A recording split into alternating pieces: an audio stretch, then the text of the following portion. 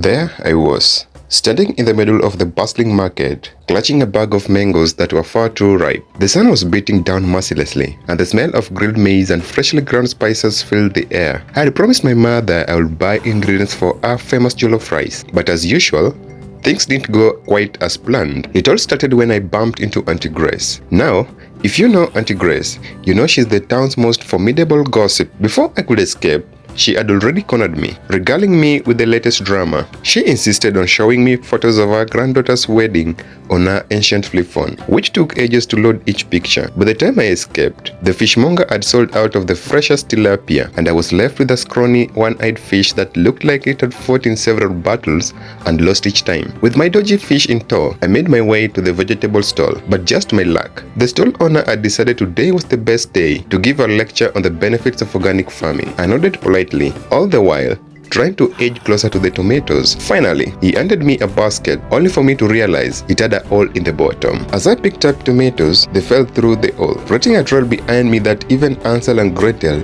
would envy. Next up was the spice shop. The shopkeeper there had the keenest sense of smell I'd ever encountered. She sniffed the air as I approached and immediately started shaking her head. No, my friend, you need fresh pepper, not this old thing you're carrying. She proceeded to stuff my bag with enough pepper to start a small fire, insisting it was for my own good. By the time I got to the grain stall, I was exhausted. The stall was manned by old Mr. Odhiambo, who for reasons best known to himself, had decided to rearrange his entire stock that morning. Every sack of rice, millet and sorghum had been moved. As I helped him lift heavy bags, I noticed a mischievous gleam in his eye. Turned out, he'd been setting up a prank for the neighborhood kids. A cascade of flour that would spill if anyone touched the wrong sack. Fortunately for him, and unfortunately for me, I found it. A cloud of flour engulfed me, leaving me looking like a ghostly apparition. I staggered home, a spectacle to behold. Covered in flour, pepper and holding my bag of one-eyed fish,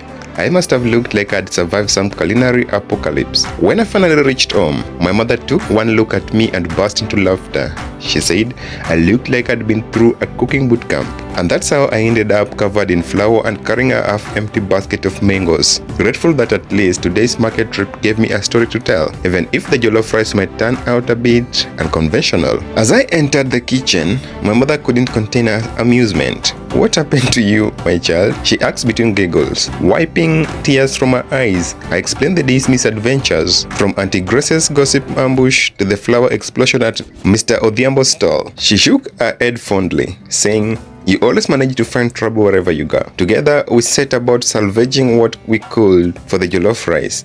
The one-eyed fish turned out to be surprisingly flavorful, and the excess pepper added a spicy kick that we hadn't anticipated. The tomatoes, despite their journey through the market, were still firm and juicy. As we cooked, my mother couldn't resist teasing me about my market escapade, and soon we were both laughing so hard that the spices nearly ended up in the wrong pot. By the time dinner was ready, the sun had set, and the evening breeze cooled the kitchen. We sat down to eat, sharing stories of our day and enjoying the mishmash of flavors that somehow came together in the pot. As we savored each bite of our slightly unconventional jollof rice, I couldn't help but think that despite the chaos, these moments with my mother were what made the day truly memorable. And so, with flour still dusting my hair and pepper tickling my nose, I learned once again that sometimes the best stories come from the most unexpected adventures, even if they leave you looking like you've been in a food fight. As we finished our meal, the laughter continued,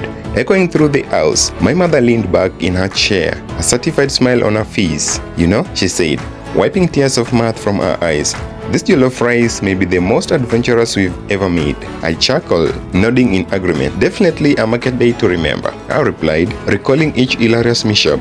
Despite the challenges, the meal turned out surprisingly delicious, each ingredient adding its own unique twist to the dish. We joked about starting a new trend, market mishap jollof, complete with unexpected surprises in every bite. As the evening wore on, our bellies full and spirits light, I realized that while today's journey through the market may not have gone as planned, it had brought us closer together in laughter and shared memories. It was a reminder that in life, it's often the unplanned detours and comedic mishaps that create the fondest stories to cherish and retell. And so, with flowers still clinging on my clothes and the scent of spices lingering in the air, I leaned back, contentedly grateful for the joy that even the most chaotic of days could bring. In the end, it wasn't just about the jollof rice. It was about the laughter, the love, and the enduring bond that turned a simple trip to the market into an unforgettable adventure.